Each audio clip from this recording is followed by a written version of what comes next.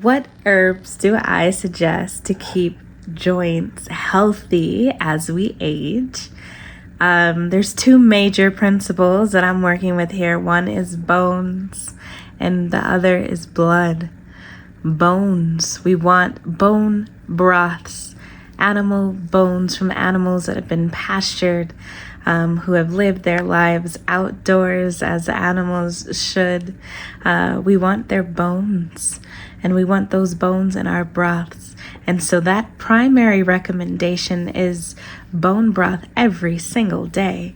And it sounds weird, but when we actually look at traditional peoples all around the world, this is the norm. The cuisines in West Africa feature lots of bones and collagen-rich foods and animal parts that create a perfect broth for their phenomenal stews.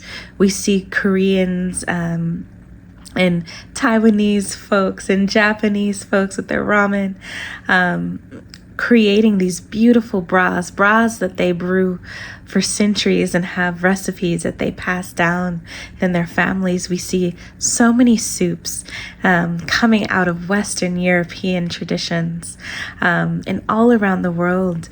And it's because not only do these collagen-rich soups and stews help to nourish our joints, they help to hydrate our entire body.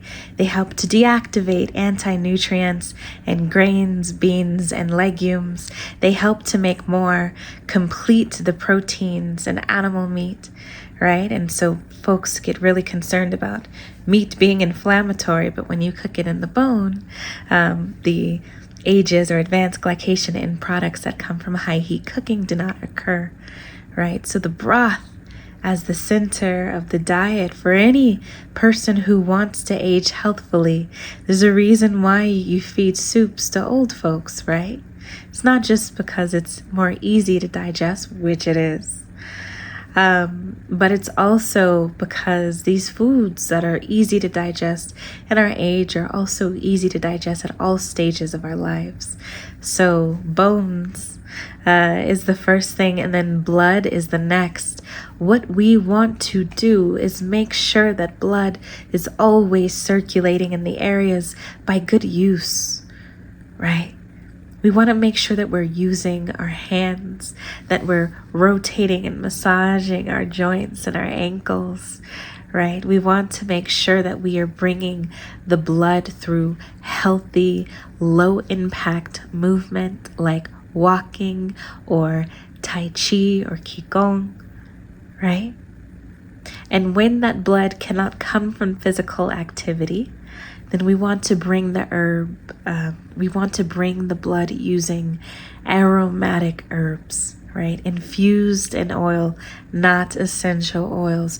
Herbs infused in oil. My favorite is going to be clove oil infused in coconut, cloves infused in coconut.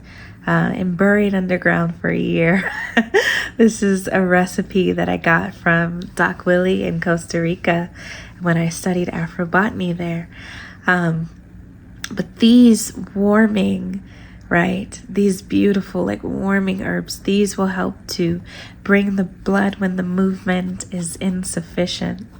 And so these are some lifestyle medicines that I use to keep those joints fluid.